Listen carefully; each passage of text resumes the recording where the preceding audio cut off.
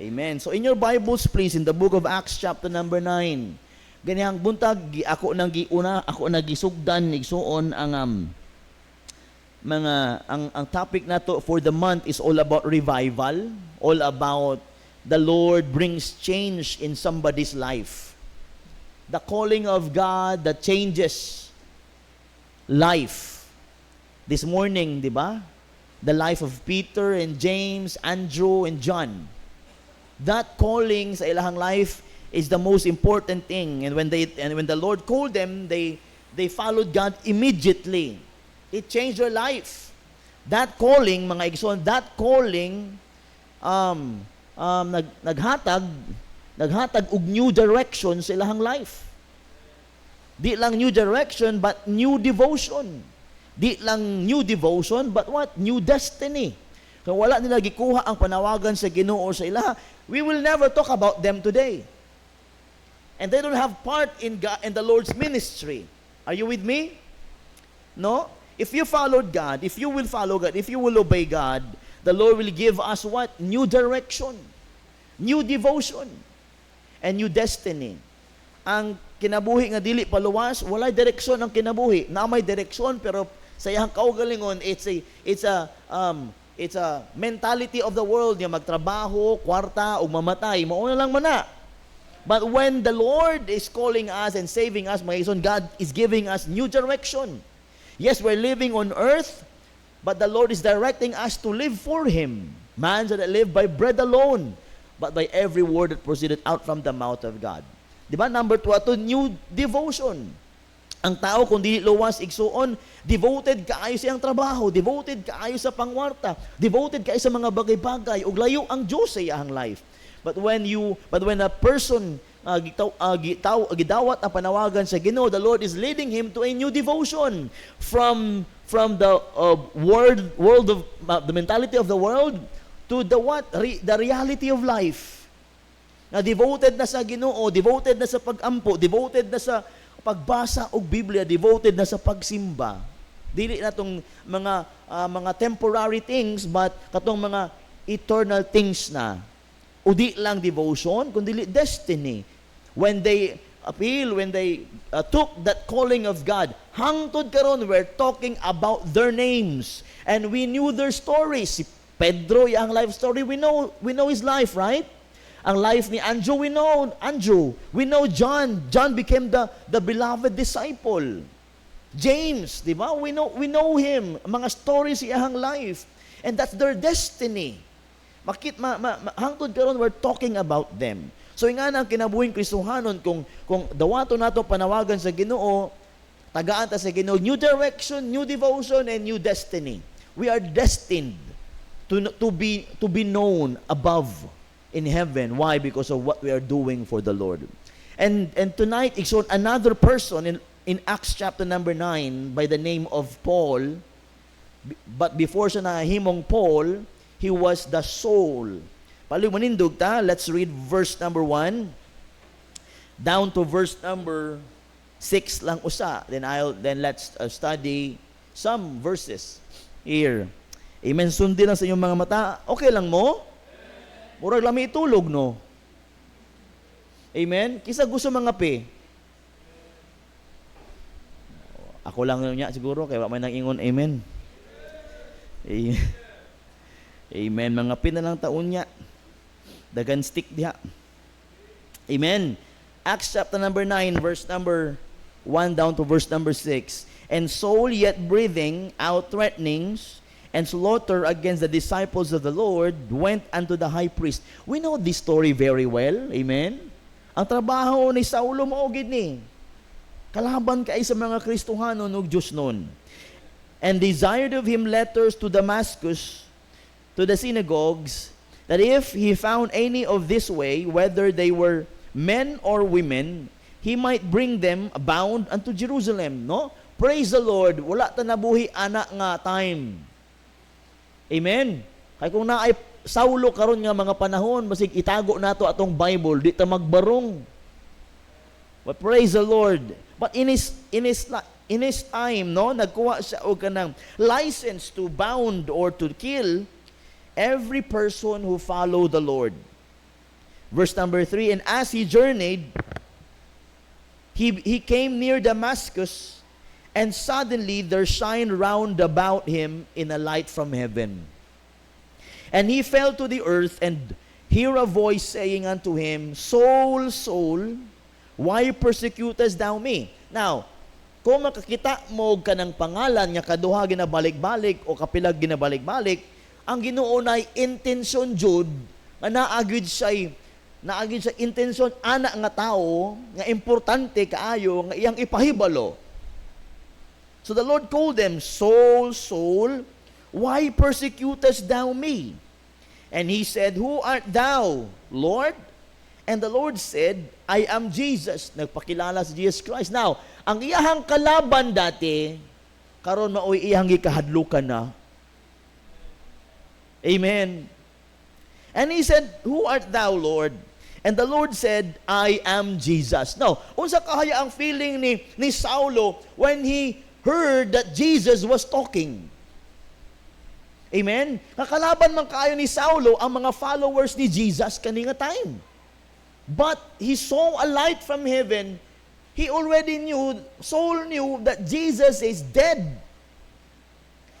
But in the road to Damascus, igsoon, he met the Lord by a light, and the Lord talked, I am Jesus whom thou persecutest. It is hard for thee to kick against the pricks. Ug lisod para nimo, delikado para kanimo nga musipa og mga tunok. Musipa og mga bangkaw. Amen. Number 6, and he trembling, grabe ang kahadlok, and he trembling and astonished, said, Lord, what wilt thou have me to do? See that? From a mortal enemy to a believing person of the Lord. From having, grabe ang iyahang kasina, kalagot sa mga followers ni Christ, and when he heard the name Christ, and we heard the voice of the Lord, he said, he was trembled and astonished, said, Lord, kaduha niya nagitawag ang Lord Jesus Christ o Lord. And he said, what wilt thou have me to do? Now, unsay akong himuon nga gusto nimo, Lord? And the Lord said unto him, arise, and go into the city, and it shall be told thee, what must thou do? Let's pray first. Father in heaven, thank you, Lord, for the weather that cools our premises. Father, please use me, Lord, by delivering this message to your people. Thank you, Lord, for the life of Saul. He became Paul. You changed him. Lord God, please bless your people. Give us understanding. Give us this message tonight. I pray in Jesus' name. Amen and amen. Palihog maglingkod. That's the story. He was behind, Saul was behind the killing of Stephen and some of the believers of the Lord before Acts 9, in Acts 8, Acts 7. He was the one behind, no? Sa mga persecution, sa mga hardships, sa mga bagay-bagay nga gikalisod sa church. He is the persecutor, he is the one killer, he is the destroyer. But in the road to Damascus, change happened. What? In the road to Damascus, there's change happened. In verse number 6, and he trembling and astonished, tingala kayo siya, and said, Lord, what wilt thou have me to do? And the Lord said unto him, arise and go into the city, and it shall be told thee what thou must do. Diba? Niadto siya og Damascus para bit niya ang license to put anybody who believes in the Lord to jail, and even killing those believers of the Lord. He took with him servants of him. Nagdala siya iyang mga servants, iyang mga tao. But in that road to Damascus, the Lord showed upon them.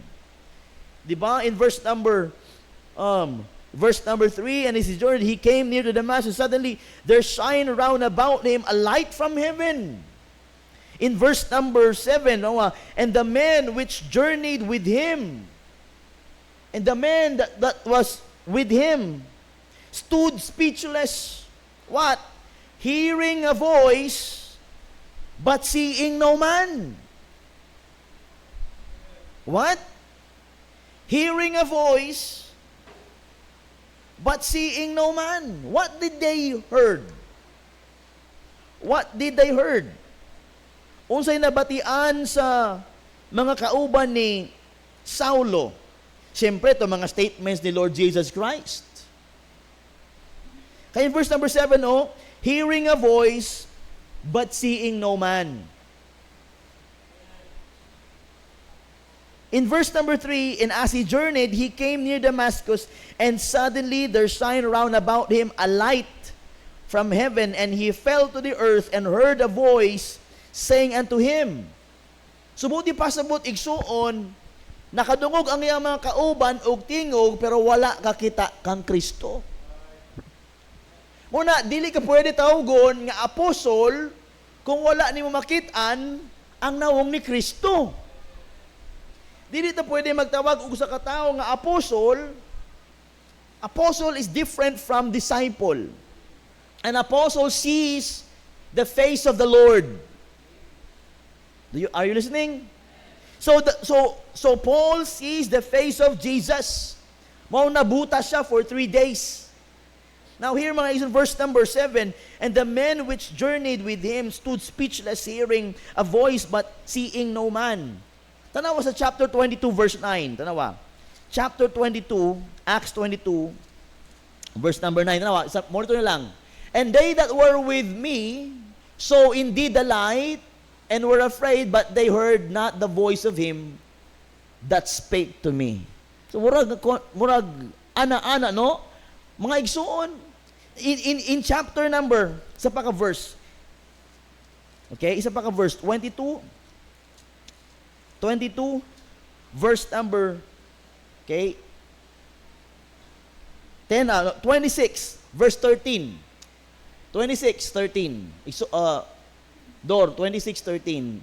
At midday, O king, I saw in the way a light from heaven above the brightness of the sun shining round about me, and them which journeyed with me. Isa pa, 14. And when we were all fallen to the earth, I heard a voice speaking unto me, and saying in the Hebrew tongue, Saul, Saul, why persecutest thou me? It is hard for thee to kick against the pricks. Si Saulo naging story about what happened to him in the road to Damascus. Now, get this story. He took with him license or letters from the synagogue nga muadto sa anang lugar aron kuhaon og dakpo ng mga tao, but the Lord met him in that road. I entitled this message tonight, The Road That Changed Everything. The Road That Changed Everything. So diha na bag-o si Pablo sa road. Ang mga disciples, si Peter, James, and John, and Andrew dito sa Sea of Galilee, while mending their nets. But the Apostle Paul, in the road to Damascus, the road that changed everything. There are roads in this life that people never forget. Ayo. Naay mga dalan aning kinabuhi nga sa ato di nato malimtan. Do you want an example? Ang uban sa ato nagbarag-barag sa kadalanan tungod kay hubog. Dugay kauli. Ang uban sa ato daplin sa dalan nga imburnal. Si Kent natulog sa imburnal, abi sa mga tao, patayng tao, pero kalit mibangon. Kay hubog rin anang gabi una. Di ba, Kent? Di ba, taas mo kamot, Kent, para mailahan ka. O na. At testimony nga, naitaw din nga masimba sa una, nga nisimba lang, kaya natingala ba, kay si Kent, nailhan nga, palahubog, di ba, tambay, ngo'y sugo nila, kanunay sa kanto, para sa ilimno ni nga na, kabalo kay itong tao nga kanimataa, grabe ka palahubog, ug nabago ang kinabuhi. Ug kato nga tao na gusto mo simba, bisitahaw na ko ng simbahan, biki ka ng bataan na bago man na tinga-tingala ba? Ug ni atong simbahan naluwas. But asa na siya karon? Di ba? That road, Kent, di ka kalimot. Amen. And there's a road, wala man akong ugangan din Ito nagpuyo pa mi sa Yumang, murag December to, dito mi Pasko sa balay, sa Yumang, sa akong family, dito mi nagpuyo dati. Ako silang gihatod dito sa kanto sa Yumang para magsakay og kanang tricycle. Pero, gunit di Papa ang iyahang asawa, si Mamang Juliet. Unya, nanami sa kanto, nakalitwala. Nakalitwala si Mama. Nahulog di ay sa imburnal. Nahulog sa takong bangag, baka nang, stop ka na. Di ba? Na maiburnal ka ng bangag, baka na, manhole. Gitanggal to, nahulog ka. Asa na? Die! Oh, oy na mo dali. Nahulog. Di na mo kalimtan na. Naay dalan sa Yumang pod niya kami ni Mrs. Tungod sa kapitos, nag-away mi.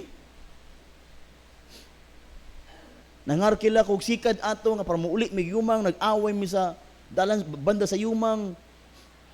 Naghilak lang siya kalit. Hunong! Kung muuli ko sa balay, niuli sa habitat, ako niuli ko Yumang. Twice na hitabo. I cannot forget that road. And I do also, some roads. One road in Malandag, nagpalit mig baboy para sa anniversary. Na ako'y tricycle sa una, nag-adto na mo, nagpalit mig baboy sa Malandag, Biyernes to, kay muna ang ilang market day. Hapit ming matay, tungod sa baboy, nag-ungot man ang side wheel, kanang paana good, pauli. Pulutan na ba na, tay? Kanang paana o pasaka ba? Before sa Lam Kanal. Igsuon, ni abri na ang wa na. Biyuda na kong asawa. Ang baboy, wala ko'y nabati ang hilak. Gikan sa pagpalit na mo, biyahe, grabe hilak sa baboy. Pero katuhan na ako sa munibila, kay matumba na mi anak, hiluma sa baboy, oy. Kanya, ang kalain lang, gikulong na ako ang baboy, nagbutang ko ka ng higot nga, grabe ang anana ba, harang para dili maana ang baboy. Ang problema tuwa si Jojo dito. Uban niya sa likod ang baboy, hiluma sa duha. O sa Francis Titing, abi na ko mo, ambak lang si Titing, pero tungkol sa pagpalangga sa kuha, wala sa ni ambak. Ako grabe ako pugong, ana-ana, ang mga tao sa palibot, kay abi nila nga mag-roll gid mi, paano ba ya? Nga maana ang tricycle, abi ginamo, di gid ko kalimutan ng pulutan na. Kada agin ako na Lord, thank you Lord, nga dili pa akong time sa una dire. Nya ang bagid sa ligid nga dalan nakita gid ba kaya naungot man ang exterior. So nagbagid-bagid sa tibok dalan di ko kalimutan na. At bang sa Cosmopolitan, ang akong motor kato pang pagalpal pa kayo nga motor nga mutlang kung sana running kung duson. Running kung duson. Igsuon nakita ginako na banggaan ng tao niya na buak ang ulo, ang utok katag-katag. At bang sa Cosmopolitan, nagpasalamat ang Cosmopolitan. Kaya naara sila kliyente. There's many experiences in the road. I know you too. I have an experience in EDSA, Manila. Nga gituyok-tuyok lang mi. First time na mo as a family nag-adtumig Manila, mag-attend og SLC. Human sa service anang gabi una, nag-taxi mi going to Arista Place in Pasig. Giagi mi og EDSA gilibot-libot mi, nag-claim tong tao nga taga Mindanao yang asawa, gilingaw-lingaw mig istorya. Kudugay ba nato kaabot nga duol man unta. Igso nagbayad mig mga 2,000 to 3,000 pesos. Angko agil ng kag Mindanao pa ligid-ligid ta kas pioneer. Pero igso I have so many experiences along the road that I could never forget until now. I believe ikaw also. You have so many experiences along the road There are roads that leads to success. Roads that lead to failures. Kita na mo ka nang-apply kag trabaho, nya wa ka madawat, nya gahilak ka diha sa road, sa insay nakagpliti, himo-himo o ganang, wa man kadawata. Road to success, roads that leads to failure, roads that leads to life-changing.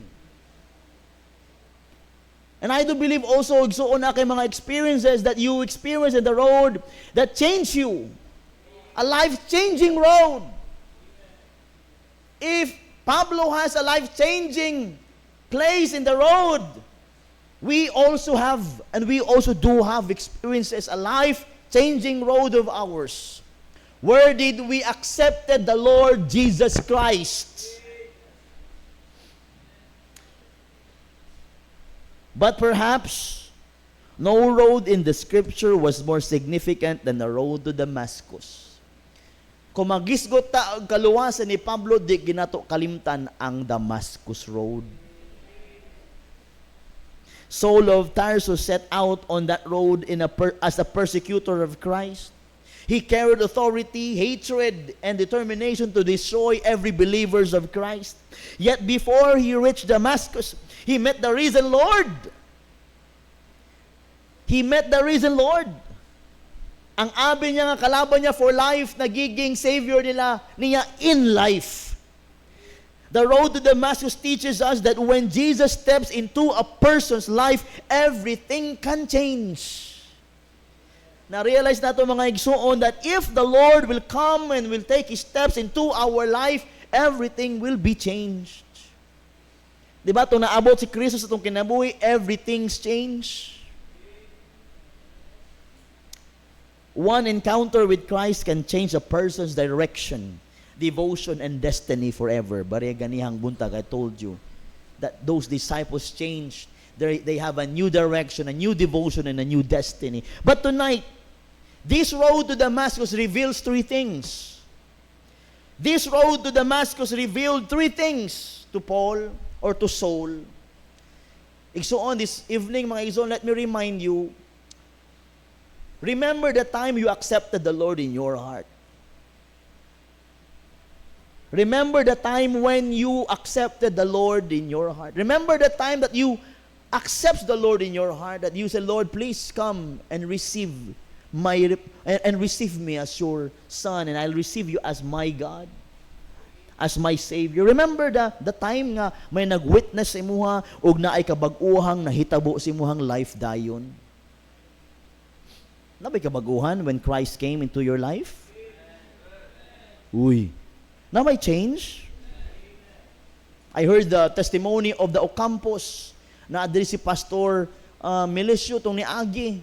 We chatted and kaila kayo sa family sa Ocampos and grabe sila ingani dito sa ilaha. But when they accepted the Lord, everything's changed. Og di lang basta-bastang change. When you are ready to change for God, you are ready also to leave everything and follow the Lord. Bisan unsa pa na nga mga bagay-bagay, importante man na mga igsoon, you are ready mga igsoon, nga ibilin tong mga bagay, mga butanga, aron lang makapadayon ka sa pagpangalagad sa Ginoo. If you are not ready to leave something behind, you are not ready to follow God. Balik ko nako, kung dili ka andam nga magbiya og daghang mga bagay-bagay para sa pagsunod sa Ginoo, dili ka mahimong andam sa pagpangalagad sa Ginoo. Tinuod kayo na, you cannot serve God and mammon at the same time. You cannot put your hands on the plow and looking behind. We are not fit for the kingdom of God. Tuwing ana, igsoon. If we wanted to follow God, we need to leave something behind that could stop us in serving the Lord.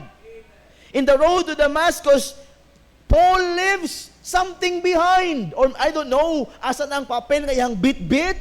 Asa na ang mga posas iyang bit-bit? I do not know, basta iyan ang gibilin nito sa road of Damascus because he is now ready to follow God.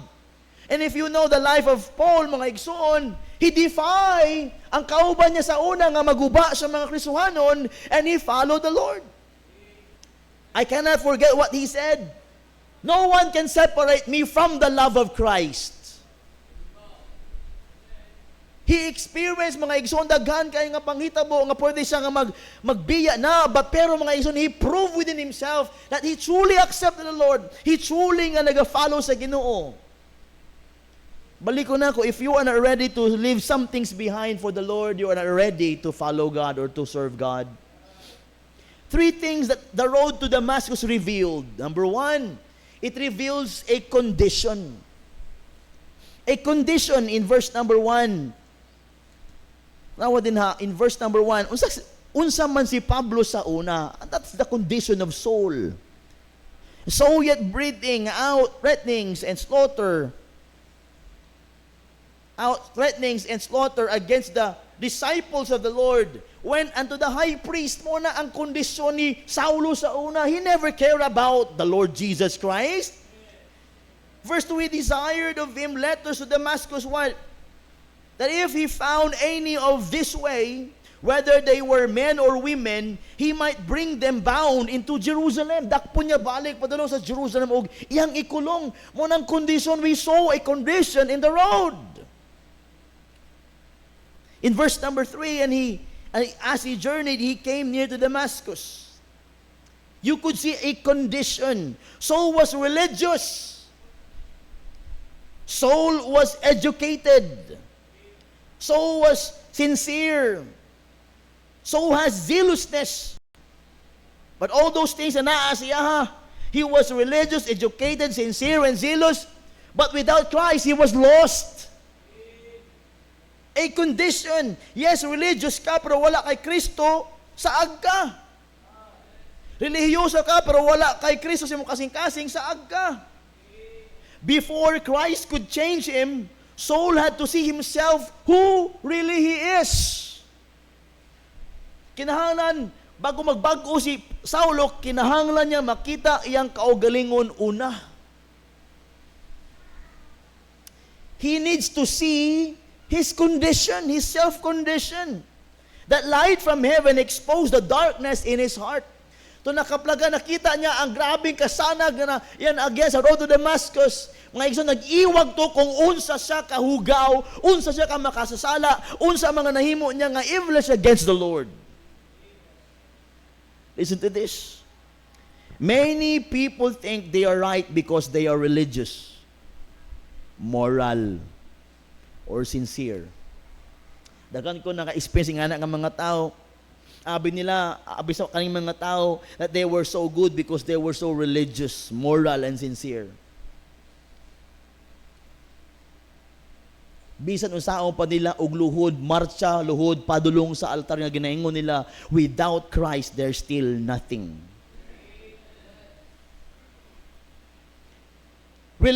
Being religious cannot save a person.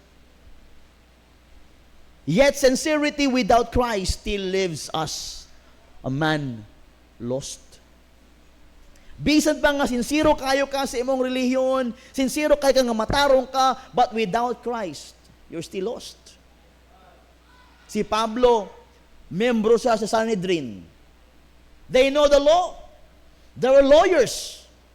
But without the Lord Jesus Christ, he's lost. And we know, walay matarong, bisan usa. Romans chapter 3 verse number 10, as it is written, there is none righteous, no, not one. And Isaiah chapter number 64 verse 6, please. Isaiah 64:6. But we are all as an unclean thing, and all our righteousness are as filthy rags. And we all do fade as a leaf, and our iniquities, like the wind, have taken us away. Without Christ, bisan pa wala ka kahimo og sala. Nabay tao nga wala kahimo og sala all the days of his life? No. Our righteousness are as filthy as rags. In that road to Damascus revealed this first thing. It reveals a condition that a religious, moral, or sincere person, yet without Christ, he is still lost. Listen to this. The first step towards salvation is conviction, baya. The first step towards salvation is conviction. You need to see yourself as who you are. A person cannot be saved, mga igsoon, kung di niya makitaan nga kinahanglan niyang maluwas. Amen? Di man maluwas sa katao kung di niya ma-realize nga kinahanglan niya maluwas. Di niya mapasaylo ang tao kung di niya akuon nga may sala siya. Right? Di niya makita niyang kaugalingon igsoon nga matarong kung mga igsoon ang iyang kaugalingon, dili pa nakahimog something para mapasaylo. God often reveals our true condition before He reveals His perfect cure. Usahay ang Ginoo, gusto niya nga makit-an gyud ang atong tinuod nga kondisyon. Usa niya mahatag ang cure. That's why in the road to Damascus, the Lord appeared to Saul, and the Lord told him, Saul, Saul, it is hard for thee to kick against the pricks. So nakita ni Pablo nga mas powerful ang iyahang ginakalaban. Amen? Listen to this quote. A man will never seek the Savior until he first sees himself as a sinner. A man will never seek the Savior until he first sees himself a sinner. Ang tao dili siya kakaplag igsuon og manluluwas kundi niya makit-an yang kaugalingon nga makasasala. So in that road to Damascus, the road that changed everything, it reveals three things. Number one, it reveals a condition. At masking unsa pa kamatarong si Saulo, abi niya ang iyang pagdakop sa mga Kristohanon, sa mga believers, sakto para malangit siya, dili. He was religious, moral, and sincere. Educated, but without Christ, he's still lost. That is his condition. Ang tao di gyud maluwas kundi niya makita niyang kaugalingon nga nakinahanglan siya og kaluwasan. Di ba? The day that we are introduced to the gospel, it gives us understanding nga need na ko ni. The day that somebody, di ba, nag-share sa imo og kaluwasan, di ba, naghuna-huna ka, mao ba? Mao na ingon sa Biblia. Kung di mo dawaton, mao na ingon sa pulong sa Ginoo, di man ka makaangkon og realization that you need a Savior. Kung di mo madawat kay ikaw makasasala, di man ka maluwas. You need to feel, you need to see yourself first before seeing a Savior. Di naman ka pwedeng waadtog doktor nga wa kay sakit. Amen? Di naman ka pwedeng kung naa kay bali sa imuhang tuhod na lang. Di ka maingon nga, Lord, Dok, tambali akong tuhod kay may bali ni. No, di naman nga, kinahanglan pa na x-ray. Pamatud-an pa nga, kinahanglan yun nag-opera sa tawagan na. Pero ang x-ray, dili to mag-ayo sa imuha, but to see unsay problema sa imong tuhod. See, a person, kung di niya makita ang iyang kaugalingon niya makasala, he cannot obtain salvation or cure. That road to Damascus, there's changed. The road that changed everything. That road revealed one thing, a condition. Number 2, verse number 5. Okay pa ta? Murag nagawali ko sa mga nagaduyan, komportable. Lami ang paminaw ninyo? Kay bugnaw? No? Siguro kung aircon ang atong simbahan, di na ganahan mo wali. Kay tanan murag mga good girl o good boy na. Tulog, amen? Gusto mo may aircon ng church? Ayaw. Di mo ting bayad og bill. Amen. Lami kay mag-aircon. Hello. Nag-amen si Brother Errol. Kaduha ko nga mag-amen. Gusto mo mag-aircon? Gusto ta mag-aircon? Sa church ba? Pero kaya taga sulod nimo 50. Kada sulod, gumugawas ka, wala na mo 50. Another 50 na po. Amen. Kaya di naman pwede nga mga upatra, kailangan ni mga 5 o 6 ka aircon din he. Amen? Tong split type. Nya katong naagid sa tungod sa aircon nga anak diagid sa maigo sa aircon, doble 100 iya ha. Pero iso muna akong sa mga handom nato nga aircon ng church. Amen. Ato na i-pray para lami ang simba. Amen. Pero usahay lami pud wala aircon. Kay lami kaayo mo dawat o usa ka bagay nga imong gipasingtan. Amen. Number 2 nga revelation here. The road has 3 things revealed. Number 1, a condition, and number 5. Verse number 5. Okay pa ta? Acts 9 verse number 5. Igsuon no? Papel na akong gamit kay na halin na ako ang iPad. Unta may maluoy. Just kidding, amen. Mangutang kog bag-o. Verse number 5 tanawa diha.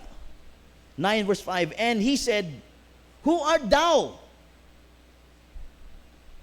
Saul said, "Who art thou, Lord?" And the Lord said, "I am" what? "Jesus, whom thou persecutest. It is hard for thee to kick against the pricks." This road to Damascus brings change in the life of Saul, and this road reveals 3 things. Number 1, a condition that Saul cannot be saved by his religion, by his moral or education or sincerity. Without Christ, he is lost. And number 2, mga igsoon, we saw the second revelation, we saw the Christ. We saw the Christ. Nagpaila-ila ang Ginoo sa iya, "Hey, Saul, I am Jesus whom thou persecutest. It is hard for thee to kick against the pricks." In the road to Damascus, igsoon, the Lord revealed a condition, and the Lord revealed a Christ, a Savior. The Lord revealed the Christ. The greatest moment on the road was not Saul seeing himself, it was Saul seeing Christ. In the road to Damascus, mga igsoon, ang pinaka-the best, dili si Saulo nga nakita niya ang kaugalingon, kundi nakita niya, nakaplagan niya si Kristo. Road to Damascus, that road to Damascus, yung pangutanon si Saul, how do you see that road? Yung sa, ay, di ko kalimot, ana nga dala na, kay diyan ako nakita na akong kondisyon, ug ang akong Kristo. Everything's changed when he discovered that Jesus was alive. Amen. Everything was changed when Saul discovered that Christ is alive. In his heart, in his mind, by experience, he saw that Christ has already died or dead.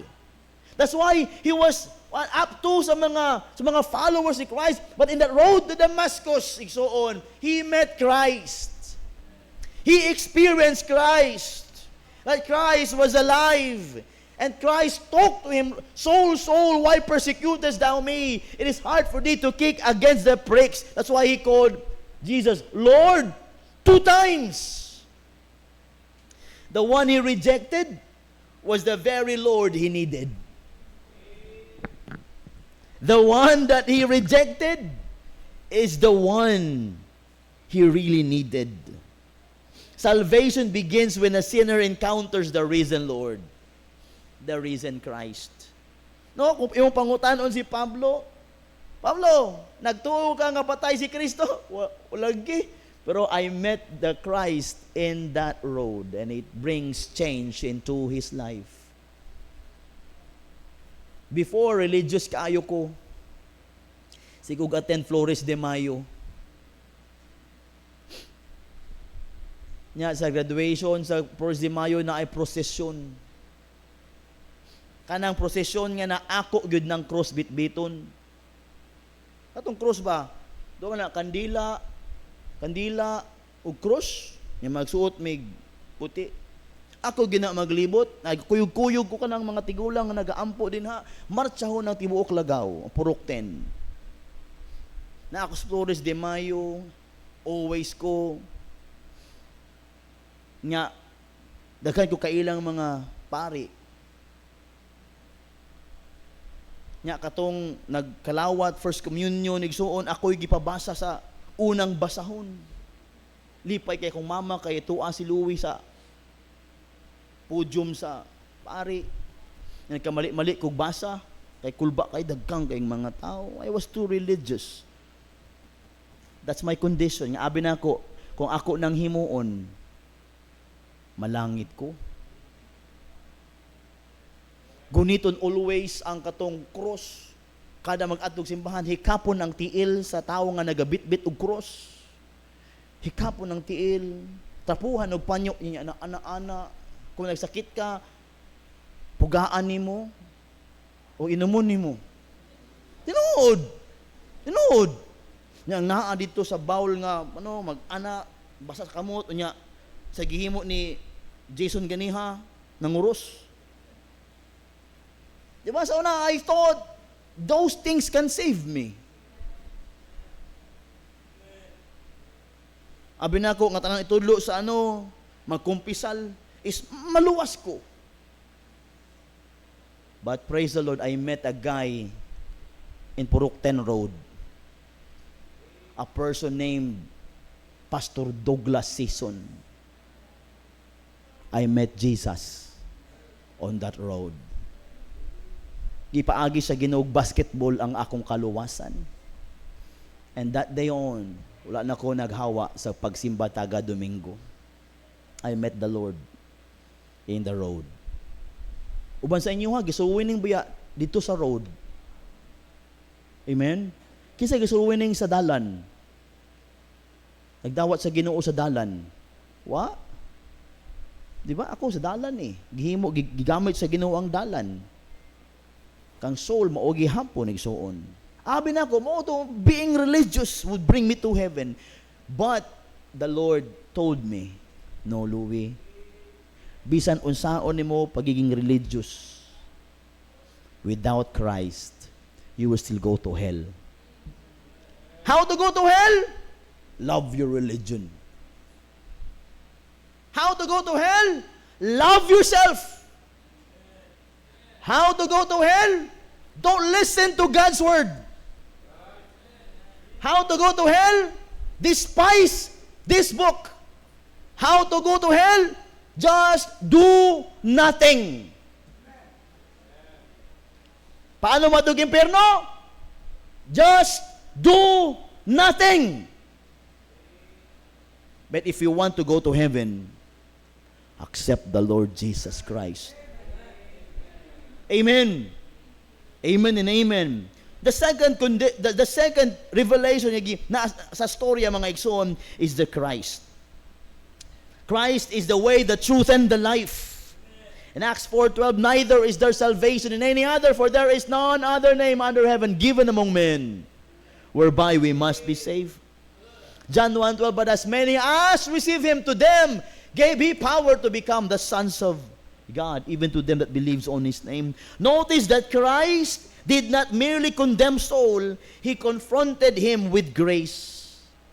Wala niya gihukman si Saul, Saulo, gipatay nimo ang akong mga tao, patsun punta ka. Dili. The Lord confronted Saul with grace. The same Jesus Saul fought against became the Savior who forgave him. Ang person nga iyahang ginagukod is the person of Christ nga magluwas sa iya o magpasaylo sa iyaha. Naminaw ba ta?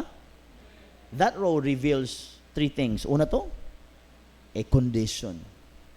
Kaduha, the Christ. Nabot gyud sa atong kinabuhi igsuon nga gi-reveal sa Ginoo that we need Christ. I need Christ. Bisan pastor na ako karon, I need Christ. I need the Lord every day of my life. He is my peace. He is my joy. He is the God of my life. He is everything for me. I need Him every day. I need Him every hour. That is how Jesus for me. I hope ingana pud ka that Jesus, you need Him every day. You need Him day by day, second by second in your life. Di lang nga every Sunday. Because the Lord is showing Himself every day. How you serve God shows how you love Christ. How you work for Christ shows how you love Christ. How you serve God shows how you love Christ. Number 3, kay mag-basketball patas sa ulan. Amen. Dili lang a condition ang na-reveal. Dili lang the Christ was revealed.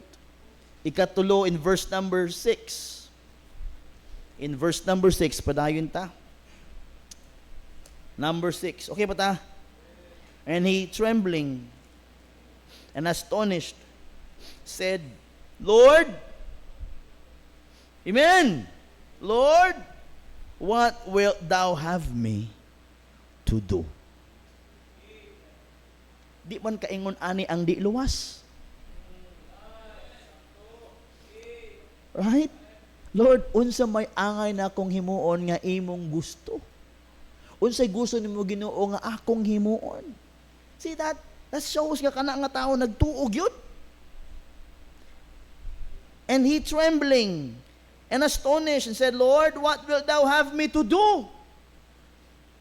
And the Lord said unto him, Arise, and go into the city, and it shall be told thee what thou must do. Verse number 15. Ingon din ni gipangita sa Ginoo si Ananias, verse 13. Ananias answered, Lord, I have learned by many of this man how much evil he hath done to thy saints at Jerusalem. Are you following? And here he hath authority from the chief priest to bind all that call on thy name. Pero gitubag sa Ginoo si Ananias. But the Lord said unto him, Go thy way, for he is a chosen vessel unto me. Gipili gyud sa Ginoo to bear my name before the Gentiles and kings. Di ba? The story? The kings and the children of Israel. Number 16 ang pinakanindot. For I will show him how great things he must suffer for my name's sake. Sayon ba na? He became a chosen vessels, and he will bear the name of Christ to the kings and to the Israelites and to the Gentiles. O ikatulo, I will show him how great things he must suffer for my name's sake. Igsuon ko, ako ang sana paisipon igsuon kaning dinhi mga igsuon nga giingon ni Jesus Christ about him and for him. Igsuon dili ni ka tumbas yang gipanghimo. How many Christians iyang gipangkulong? How many Christians iyang gipangpatay? And how the life of Stephen and some of the mga followers ni Christ. Pero here mga igsoon, you could see, madawat ka ni Saulo? Do you think madawat ka ni Saulo ning gibutang ni Christ din he? Nga mahimo siyang chosen vessel to bear the name of the Lord to the Gentiles and to the kings and to the children of Israel. Madawat ka ni Saulo? Dawat, oy. Kaya ang luwas nga tao, basta kabubuton sa Ginoo, wala gyud na siya dili siya modili. Amen. Ang luwas nga tao, basta kabubuton sa Dios, di gyud na modili sa mga gusto sa Dios. And the road to Damascus, the Lord revealed 3 things: a condition, the Christ, and number 3, a calling. A calling. Ang calling ni Saulo mauni. Verse number 15 and verse number 16. The Lord reveals a calling that Saul will become a chosen vessel for the Gentiles, for the kings, and even for Israel. And the Lord will show him how great things he will suffer for the name of the Lord. And if you will read the life story of Saul, did Saul ever regretted? No! You know why? Because he proved that Jesus Christ is a real Christ. Kaya nahibalo siya, naintindihan niya nga at anang gipangalagaran sa iyang gipangpatay, tinuod. A calling. A persecutor became a preacher. A destroyer of churches became a builder of churches. The enemy of the gospel became the greatest missionary. Grabe, no? How many experience that he has? He was beaten of snakes, dagan sa mga shipwrecks, o dagan siya magipang bato siya, kapila sa gipriso, gipagawas, gipriso, gibastos, but he never regretted, he never stepped back. As he said, I can do all things through Christ, which strengtheneth me. And even he said in Philippians 1:21, what did he say? Philippians 1:21, please, in the monitor. For to me, to live is Christ, and to die is gain. Grabe si Pablo! Igsoon hayahay kay kinabuhi niya as a lawyer, as a member of the Sanhedrin, and as a destroyer of churches and Christians. But in the road to Damascus, the Lord reveals three things. The Lord reveals His condition. The Lord reveals, mga igsoon, number 2, the Christ, that He is true and real, that He is risen. And now the Lord reveals a plan and a will and a calling for the apostle. The calling, ang pinakabugat, ang calling ni Pablo. God did not simply save Saul from something. What? God did not simply save Saul from something. He saved him for something. Wala lang giluwas sa Ginoo si Pablo para sa mga bagay-bagay. Giluwas sa Ginoo si Pablo para sa mga bagay. Para sa mga plano sa Ginoo. Every converted life has a divine purpose. Every converted person has a divine purpose nga gibutang sa Ginoo. The Lord put a divine purpose in my life. The Lord put a divine purpose in your life. Every same person has a purpose in this life nga gihatag sa Ginoo. Minaw ba kaig so? May tinguha ang Ginoo nganong giluwas kaniya oy. We are saved to serve. The Lord reveals three things. Number 3, a calling. Amen. God's grace not only forgives the past, He transforms the future. Mo na grasya sa Ginoo, di lang niya pasayloon ang atong kagahapon, kundi bag-ohon ang atong ugma. Sa una, kaning kinabuhi ni Louie, kung wala ang Kristo nga niabot siyang kinabuhi, ambot lang, palahubog guro kayo ni. Mga pinsan ako, grabe ka mga palahubog. Sabi good. Muadto ka sa Marbel, igsoon, tuba. Na may tubaan. At ako sa Zamboanga, tuba. Sugarol. Si Kervin, wala na pastor na, grabe. Ano na? Siguro, gambling lord.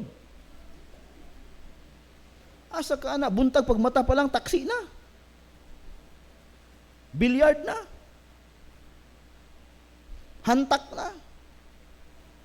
Natimingon na ako nga muadto ko, kanang gataksi, gid siya, kay kuhaon na ko yung kwarta, pero mahilig magtago. Di ba, kita sa una, ang mga coins ato man ang ginana diri oh. Nya to higtan og kanang guma kay busot man bulsa. Lay si Kervin abot asa gitago sa brief siguro. Kung wa na luwas akong pinsan, Inga nang dagwaya na, mudato na. Grabe ka sugarol ng bata. Gusto iyang igsuon. Kay sa mga magpinsan, muna sila kung close lang yun. Makailagin ako. Ambot na lang sa imong kinabuhi kung wala ka naluwas. Brother Luigi, kung wala niabot si Pastor Milicio dito, no? Nay, no? Kent, no? Kent, kung wala si John Ray, no? Jason. Si Jason. Kung saan kinabuhi, no? Kung saan, wala kay mga pinsan nga nangalagad sa Ginoo. Igagaw, no? Gidala si Diri, abin ako mandula ay basketball, kitaas kayo. Hasta, mandayang lupay-paya, di kabalo. Kanik kitaas kayo. Pagdula na mo, wag yoy pulos. Ingon ba sa tanawa bitaw, inabitaw kayo kabalo madula. Pero may na lang na bata nagpabilin. Kung wala kaya si Kristo, asa makaplagan ni mga tawhana. How much more si Jo Marie? Pangagarayo? Payat kaayo, ilhan na diri si Shabu. Shabu. Oh. Nganong Shabu? Wala sila naga-take ang Shabu. Kay sipunon ba? I cannot remember, I cannot forget unya nang tubang sa ako. Nasi ka ng panyo ba ka ng tubaw ba na? Kasi mga bayi, baka nang inyong taas nga scarf? Shawl? Scarf.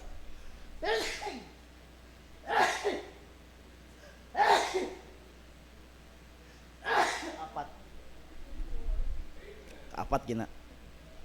Diyo sa una, asang payatot itom sigagmata. Bro, ka nang hay kanunay ba? Di ka kasabot. Pero naluhas. Diba? Paano lang kung wala si Kristo na abot sa kinabuhi ni mo, Jo? O paano lang nag-surrender ko sa imuha, no? Kay, gisumbag mo na ako na. Gidisiplina na ako, wala na ako, tagdadiri simbahan, hilak ko eh.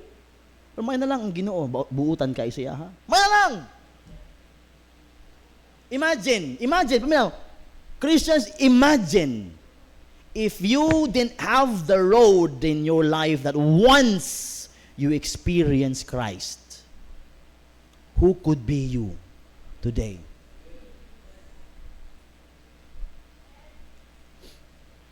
Brother Cesar, kung wala ka dagbo sa Ginoo si mong kinabuhi, wala kay gamit sa Ginoo nga naay Eddie ug Edmond.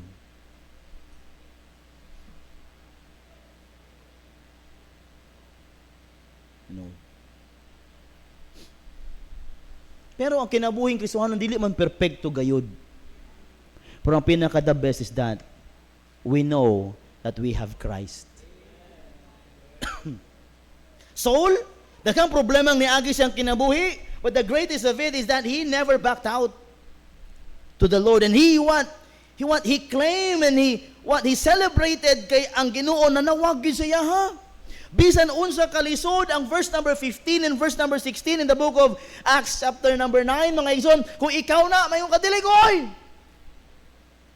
Pero since Saul accepted the calling because he is not worthy to, he realized he is not worthy to be called because of what he did in the past. But the Lord forgave him by the grace of God, and he was Paul, the apostle that we knew today. When God saves a man, He gives him more than a pardon. He gives him a purpose. When God saves a man, He gives him more than a pardon. Di lang pagpasaylo ang maangkon o ang ihatag sa Diyos sa usa ka tawo nga mudawat kaniha, but a purpose. Usa ka tinguha. So on that road to Damascus, the road that changed everything, in Saul's life, the Lord reveals three things. His condition. Religious, morally good, educated, sincere to his profession, but without the Lord, he's lost.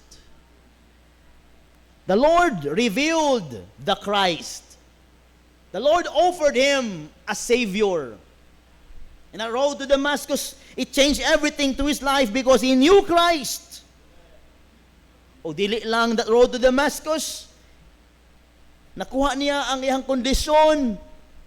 Nakita niya ang Kristo, kundi nadawat niya ang iyang calling.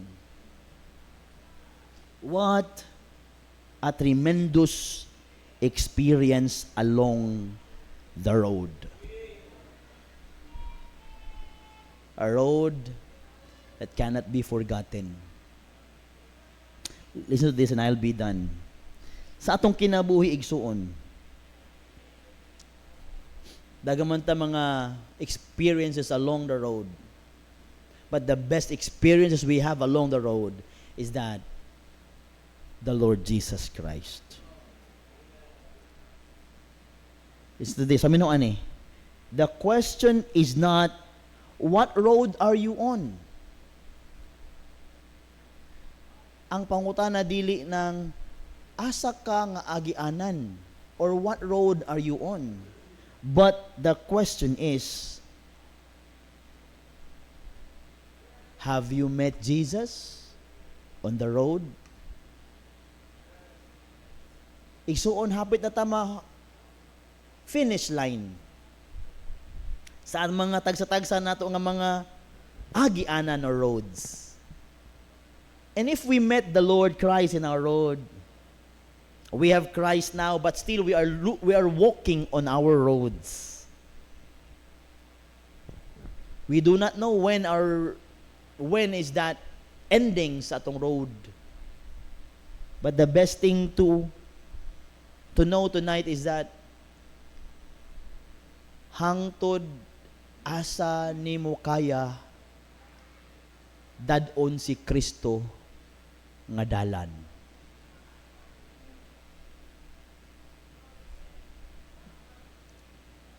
Kay naay Kristohanon sa iyang mga dalan, ibilin niya si Kristo na. Do you get my point? Naay mga dalan nga biyaan na niya ang Kristo nga nagluwas sa iyahang dalan. Ang pangutana karong gabi una, how long and how far you can take the name of Christ with you on your journey.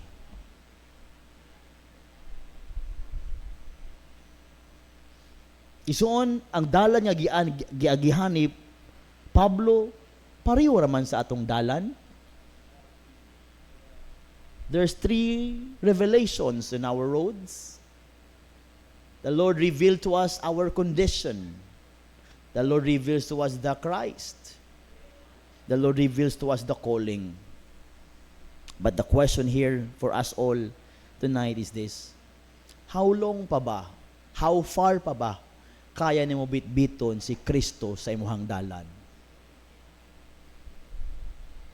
Moabot ka ang mga adlaw nga di nakaganahan nga mabitbit pa sa o mahimong part sa imong journey. I hope and I pray so on that you will make a decision tonight. Moingon ka sa Ginoo, Lord, I want to bear your name until my road ends. Lord, gusto ko dadon ko ikaw, bit-bit ko ikaw kanunay, hangtod mahuman ang akong dalan. That's the challenge tonight. Kusdagan na mga Kristohanon, lahiing dalan na ang giagihan, kay gibili na niya ang iyahang Diyos sa dalan. If I were you tonight, hey, so on, we're not worthy to be saved. Di tatakos maluwas, pero because of the grace and mercy of God, He has forgiven us, He saved us, and He gave us purpose. So on, in this life, the best the best thing to do as a Christian is to be always bearing the name of Christ wherever we go. Because somewhere there in that road, the Lord met us and changed our life.